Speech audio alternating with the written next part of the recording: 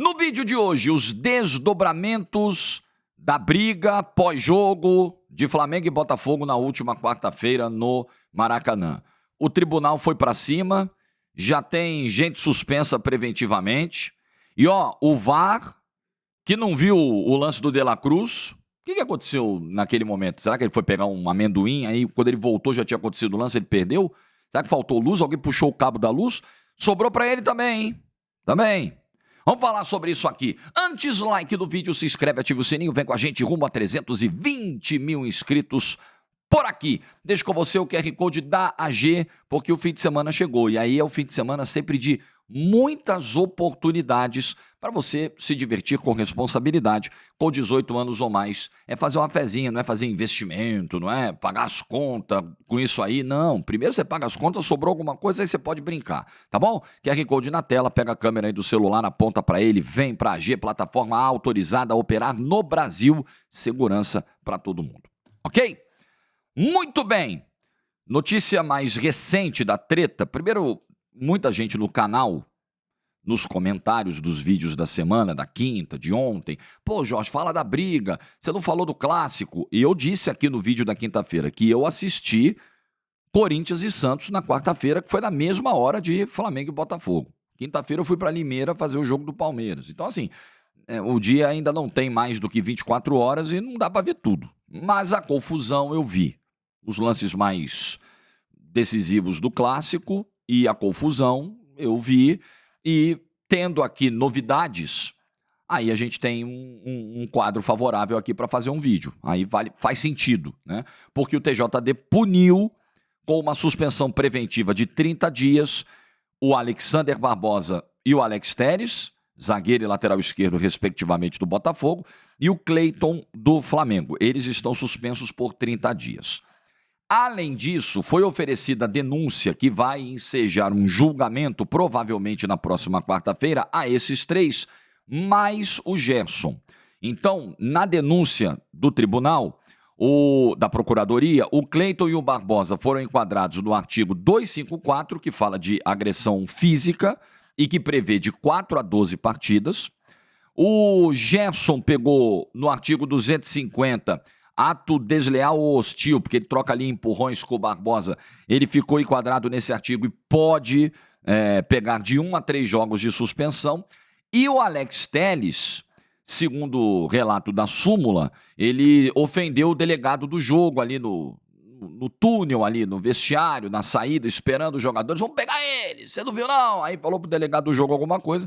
O Alex Telles foi enquadrado no artigo 243, ofensa à honra por fato relacionado ao jogo, inclui multa de R$100 a R$100.000 e suspensão de 1 a 6 jogos. Vamos lá, o que eu vi da confusão? Achei extremamente lamentável que o Barbosa tenha caído numa eventual pilha, provocação do Bruno Henrique depois do jogo. Amigão, o que eu vejo da imagem? Né? O que eu tenho de imagem? Eu não vi o jogo, não sei o que aconteceu durante o jogo, enfim, eu sei que tem um lance da cotovelada do De La Cruz que deveria ter resultado numa expulsão que pode ter inflamado os ânimos do Botafogo, mas eu acho que isso é anterior, tá? Eu acho que isso vem antes do jogo de ontem, do jogo de quarta-feira. Mas o que eu vi na imagem? Apita o árbitro, o fim do jogo, a bola tá viajando na direção do Bruno Henrique, ele dá uma dominada nela, segura e fica assim segurando a bola e o Barbosa tá vindo. É possível que o Bruno Henrique tenha dado uma provocada, tenha falado alguma coisa e tal, mas a ação do Barbosa de empurrar o Bruno Henrique pro chão, se colocar em cima do Bruno Henrique, sim, ela é desproporcional à cena que a gente tá vendo. A não ser que o Bruno Henrique tenha falado assim algo muito grave contra a honra, contra a família do Barbosa, assim, não parece ser o caso, senão o Barbosa fatalmente teria se pronunciado e talvez reagisse de forma até mais grave do que reagiu.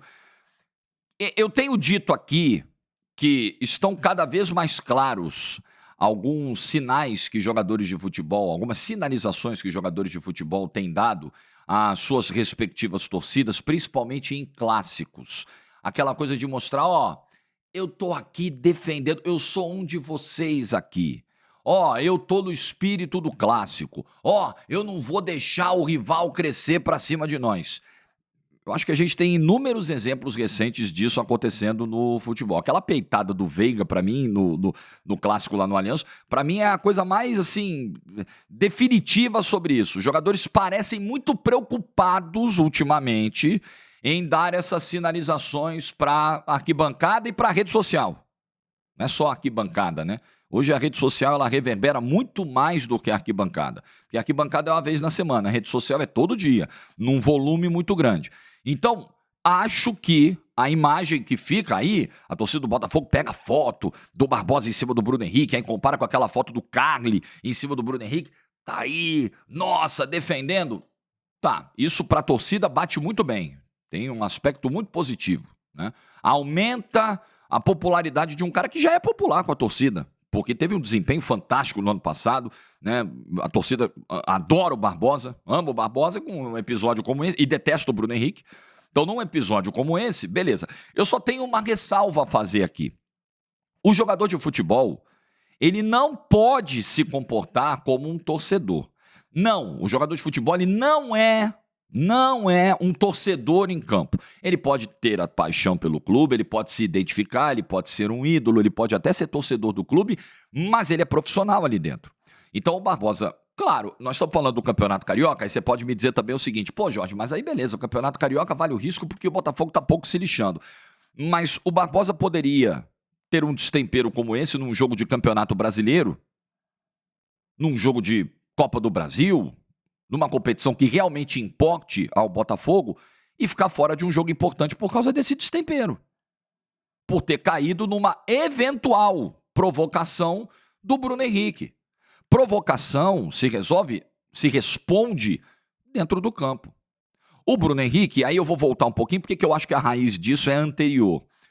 No retorno do Brasileiro do ano passado, quando o Bruno Henrique empata o jogo no Newton Santos, ele vai para a torcida do Flamengo, pula a placa e faz a comemoração do chororô.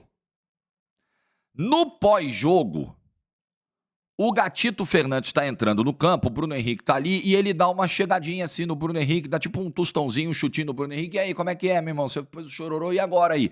Quase vira uma confusão, mas aí a galera foi e apartou. Por que não virou uma grande confusão? Porque o Botafogo ganhou o jogo no campo.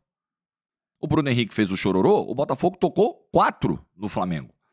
Essa é a melhor maneira de você responder uma provocação. É no campo. Provocação faz parte, galera. Provocação faz parte. Infelizmente, para a história do Botafogo, o episódio do chororô aconteceu. E o rival vai zoar. O Botafoguense passa a vida zoando o Flamengo da história do jogo do Senta, do clássico do Senta, que o Flamengo sentou em campo e tal. E o flamenguista vai zoar o botafoguense pelo chororô. E de 2008, olha quanto tempo faz isso. Olha quanto tempo. Mas são fatos, são episódios que ficam marcados nas histórias dos clubes e são lembrados por muito tempo. Olha quantas décadas aconteceu o tal do jogo do Senta e tem botafoguense que zoa até hoje. Então faz parte. O cara vai zoar, beleza. Você vai lá e responde no campo. O que não dá é pra ficar essa coisa... E aí, quanto mais... E aí perceba, né? A reação do Barbosa. O Barbosa até soltou um texto em rede social dizendo, não, eu tô aqui pra defender as cores do clube, eu não vou deixar que desrespeitem o clube. Ok. Mas quanto mais você reage dessa forma, mais você tá demonstrando que caiu na pilha e mais você está, como eu posso dizer... dando ao autor da provocação o que ele quer. Você está fazendo com que o autor da provocação alcance o seu objetivo. Pô, beleza, ó. Caiu na pilha. Sentiu. Foi expulso. Porque o Bruno Henrique, quando o Barbosa vem pra cima, o Bruno Henrique fica na dele. Tanto que o Bruno Henrique nem é citado aqui. O Bruno Henrique não é expulso, o Bruno Henrique não tá em súmula, o Bruno Henrique não fez nada. O Bruno Henrique eventualmente provocou ali, naquele momento, ou... tem um acúmulo das provocações passadas e ele ficou na dele, cara. E aí o Barbosa vem pra cima, aí vem a confusão, aí o Cleiton vem dando soco, aí o Gerson troca empurrão. E com o Bruno Henrique não aconteceu nada. Então o provocador, o eventual provocador, eu repito, na imagem ali do pós-jogo, não dá pra saber se o Bruno Henrique falou alguma coisa pro Barbosa e o que eventualmente ele tenha falado. Não dá, ele só dá uma levantadinha na bola, segura e o Barbosa tá vindo. E aí começa o entrevero, né? Mas assim, o Bruno Henrique conseguiu o objetivo. Ele arrastou 2 caras do Botafogo pro tribunal. né? Ele suspendeu 2 caras preventivamente do Botafogo. Ele não, né? As atitudes do Barbosa e do Alex Telles foram as causadoras das suas respectivas suspensões preventivas de 30 dias, até o julgamento que deve ser na semana que vem. Essa rivalidade, Flamengo e Botafogo, ela amenizou um pouquinho, ela acalmou um pouquinho depois da chegada do John Textor, quando a relação entre as duas diretorias melhorou. Porque pré-Textor, principalmente na época do Carlos Eduardo Pereira e tal, a relação era muito ruim, muito ruim. Troca de farpas, desentendimentos, e aí isso se reflete na arquibancada e também no campo. Então, quando chega o Textor, a relação dele com o Landim era uma relação ok, amena, o Textor dando umas sinalizações ali, o Landim respondendo, o Landim dando umas cutucadas ali de fair play e tal, e o Textor ali levando na manha, a coisa deu uma acalmada, mas no campo ela continuou muito pesada, principalmente depois do clássico do retorno do ano passado. E nessa última década e meia, pode ser, acho que nas últimas 2 décadas, né, porque nós já estamos em 25, de 2007 para cá, quando a gente teve aquela decisão, aquele tricampeonato do Flamengo para cima do Botafogo, inclusive o chororô nesse período, de 2007 a 2009, e aí em 2010 o Botafogo ganha com o Louco Abreu Herrera do próprio Flamengo e interrompe esse ciclo, poderia ser um tetracampeonato do Flamengo. De lá para cá, a coisa escalou para níveis muito perigosos. Flamengo e Botafogo hoje é um clássico perigoso para as 2 torcidas, é um clássico de risco mesmo, é um clássico em que eu não recomendaria que você, por exemplo, levasse o seu filho. É um clássico que teve já espeto de churrasco, né?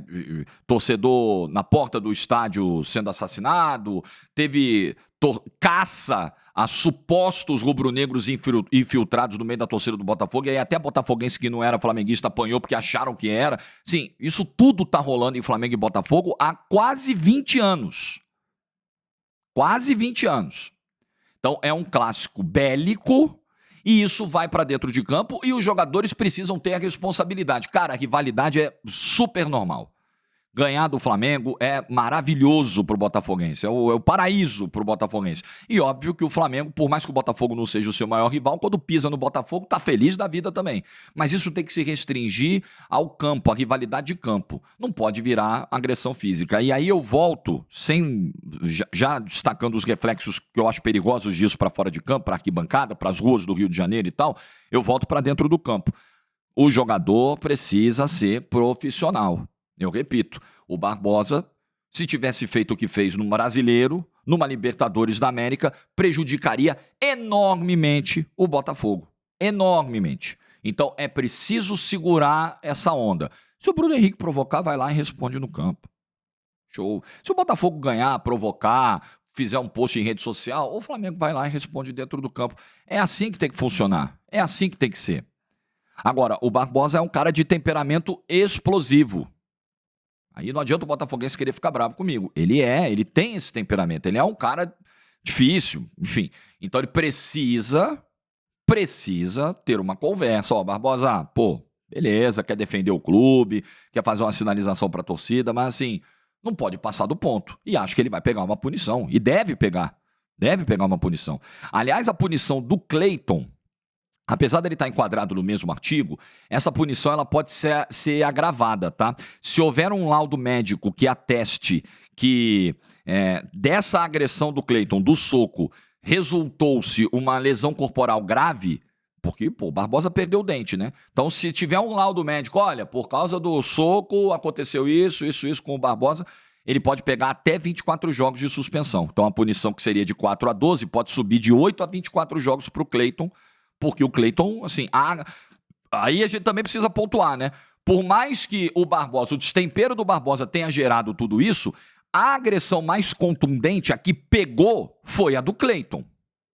Então, desse ponto de vista, não sou eu que estou dizendo, é a lei que está dizendo. É provável que o Cleiton pegue a maior punição disso aí, porque foi o soco que pegou, e que inclusive tirou um dente do Barbosa, né?